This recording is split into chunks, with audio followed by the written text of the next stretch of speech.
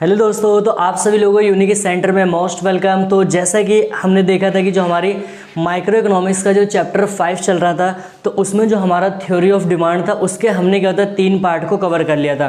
और लास्ट के जो मैंने आपको सेकंड और थर्ड पार्ट में करवाया था उसमें मैंने 2 प्रकार की गुड्स पढ़ाई थी।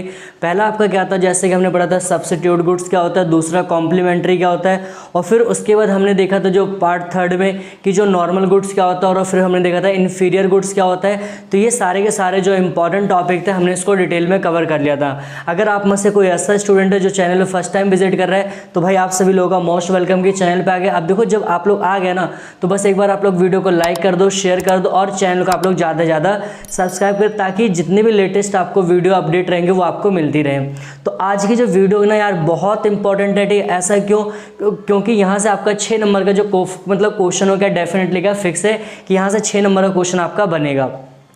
तो हमें एक्चुअल में इसमें पढ़ना क्या है, तो इसमें हमें देखना कि फैक्टर ऑफ इफेक्टिंग डिमांड। ठीक है, ऐसे कौन कौन से फैक्टर्स हैं, ऐसे कौन कौन सी चीज़ें जो डिमांड को इफेक्ट करती हूँ। ठीक है, या फिर आप इसको कभी कभी पेपर में नाम चेंज कर सकते हैं, आपका क्या देगा डिटर्मिनेंट्स। ठीक है, determinants of the factor affecting demand, कि ऐसे कौन कौन सी चीज़ें जो डिटरमाइन करती हैं किस चीज़ को, अफेक्टिंग ऑफ डिमांड को। ठीक है, तो अब यहाँ पर हम देखेंगे। तो वैसे अगर हम बात करते हैं यहाँ पर जो हमारे पास पॉइंट होते हैं, यहाँ पर लगभग 5 से 6 पॉइंट है जो क्या होता है डिमांड को कहते हैं यहाँ पर मतलब इफेक्ट करते हैं। तो अब हम 1 बाय 1 करके एक टॉपिक को कवर करते हैं। और अगर आपको वीडियो अच्छी लग रही है ना, तो वीडियो को एक बार लाइक शेयर और कमेंट आप लोग जल्दी करते रहिएगा।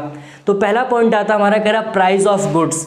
अब हमें देखना प्राइस ऑफ गुड्स का मतलब क्या होता है। ठीक है, अगर आपने डिमांड का मतलब समझ में आता ना, डेफिनेटली आप क्वेश्चन को कोई दिक्कत नहीं होगी समझने में। कह रहा है कि प्राइस ऑफ गुड्स, तो प्राइस ऑफ गुड्स का मतलब क्या होता है, सिंपल बात है, कोई भी 2 कमोडिटी लो।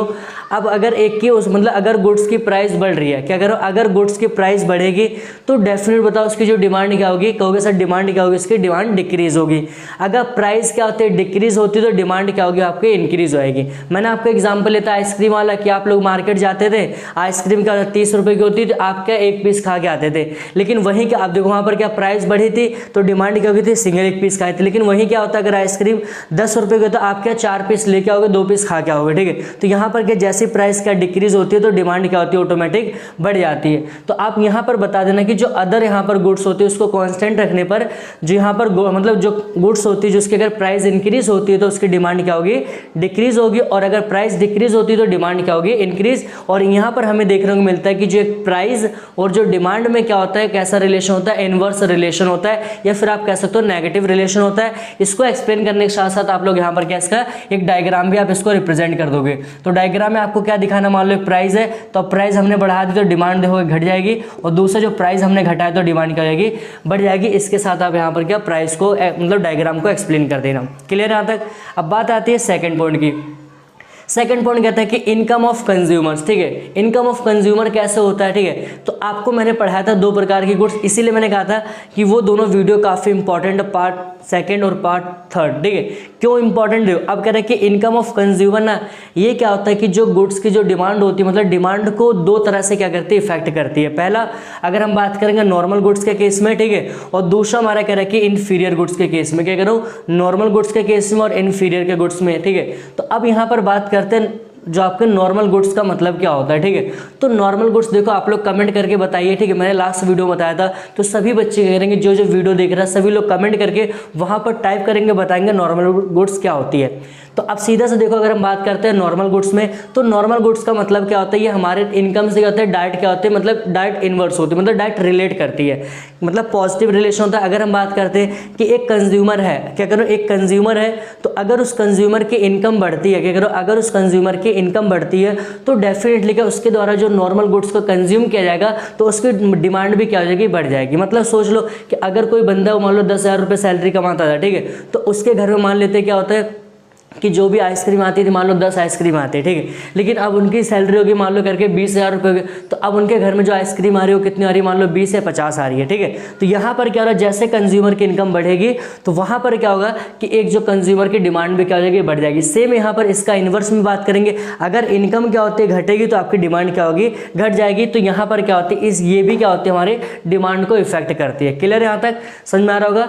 ठीक है, तो ये हो गया। और इसमें आप बता दोगे रिलेशन कैसा होता है यहाँ पर, पॉजिटिव पॉजिटिव होगा, ठीक है। सेम यहाँ पर इन्फीरियर गुड्स का केस उल्टा होता है, मतलब इन्वर्स होता है कि अगर आपकी इनकम बढ़ती है, अगर आपकी इनकम इंक्रीज होती है तो आप क्या करोगे, जो इन्फीरियर गुड्स होगा उसकी डिमांड क्या कर दोगे, वहाँ पर कम कर दोगे, ठीक है। सेम अगर हम बात करते हैं आपकी इनकम क्या होती है, डिक्रीज होती है, तो जो इन्फीरियर गुड्स की जो डिमांड होती है वो क्या होती है, ऑटोमेटिक वहाँ पर क्या होती है, बढ़ जाती है, ठीक है। अब बात करते हैं हमारा जो आता है नेक्स्ट थर्ड पॉइंट पे, रिलेटेड गुड्स। तो देखो रिलेटेड गुड्स भी क्या होती है, दो प्रकार से क्या होती है कि जो डिमांड होता है उसको क्या अफेक्ट करती है। कैसे करती है, दो केस में, पहला सब्स्टिट्यूट के केस में और दूसरा कॉम्प्लीमेंट्री। फटाफट आप लोग कमेंट करके बताइए कि सब्स्टिट्यूट गुड्स क्या होती है, ठीक है।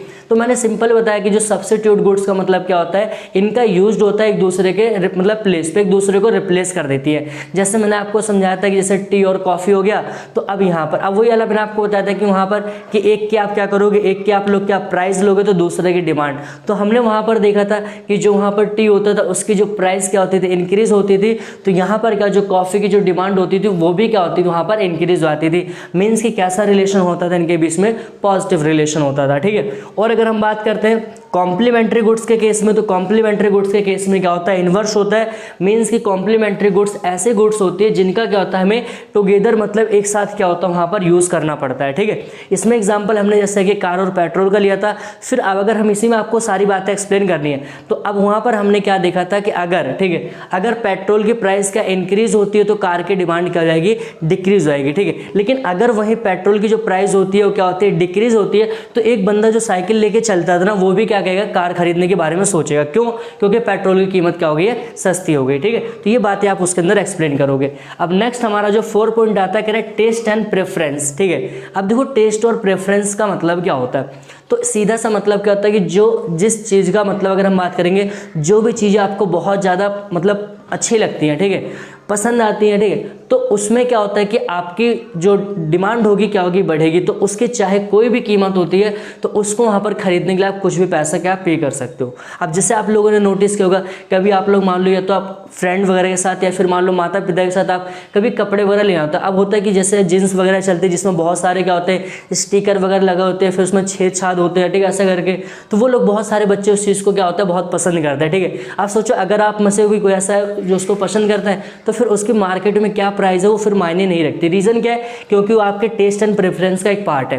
क्लियर है? तो वही सेम का, अगर आपको चीज़ अच्छी लगेगी तो वहाँ पर क्या होगी, डिमांड क्या कर दोगे, बढ़ा दोगे। लेकिन अगर वही चीज़ आपकी हो जाए, ठीक है, कि मान लो अब कोई बच्चा उस चीज़ के प्रकार को मतलब एक नॉर्मल पैंट पसंद करता है, फिर फॉर्मल पसंद करता है, तो उस केस में क्या होगा, अगर आपको उस चीज़ को लेकर प्रेफरेंस है, टेस्ट क्या है, मतलब नॉर्मल है, कम है, तो उस केस में आप डिमांड वगैरह क्या करोगे, उसकी कम करोगे, ठीक है।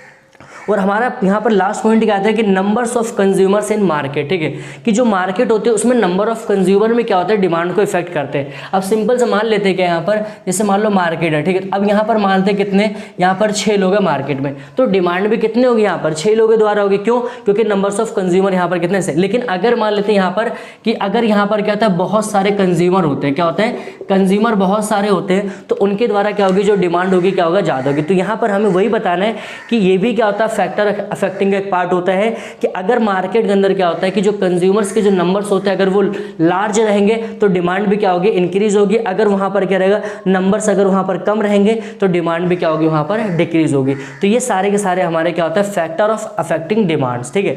अब देखो यहीं से क्या होता है, एक बहुत इंपॉर्टेंट जो क्वेश्चन आपका 1 नंबर में आता है कि डिमांड फंक्शन क्या होता है। क्या करूं, डिमांड फंक्शन का मतलब क्या होता है। तो डिमांड फंक्शन का मतलब क्या होता है, देखो कह रहा है कि it shows the relationship between the quantity of a product the consumers are willing to buy and the factor that influence that demand. ठीक, सीधा सा मतलब क्या होता है, देखो अभी मैंने सारी बातें पढ़ाई, ये क्या होता है, हमारे अदर फैक्टर्स होते हैं प्राइस को छोड़कर। क्या होते हैं, अदर फैक्टर्स होते हैं यहाँ पर प्राइस को छोड़कर, ठीक, अदर थिंग्स भी कह सकते हो यहाँ पर। तो कह रहे हैं कि यहाँ पर कि जो एक गुड्स होती है, जो कमोडिटी होती है, उसकी जो कीमत और इनके बीच में जो अदर फैक्टर होते हैं, इनके बीच में जो भी रिलेशन पाया जाता है, मतलब इन्वर्स कह सकते हो, पॉजिटिव कह सकते हो, नेगेटिव, जो भी रिलेशन पाया जाता है तो उसी रिलेशन को शो कौन करता है, यहाँ पर डिमांड फंक्शन। तो इसी को हम यहाँ पर क्या कहते हैं, डिमांड फंक्शन। तो भाई अगर आपको वीडियो यार अच्छी लगती है तो वीडियो को एक बार लाइक करो, शेयर करो और चैनल को ना ज़्यादा ज़्यादा आप लोग सब्सक्राइब करिएगा। तो मिलते हैं हमारे यहाँ पर नेक्स्ट पार्ट में। तो thanks for watching this video.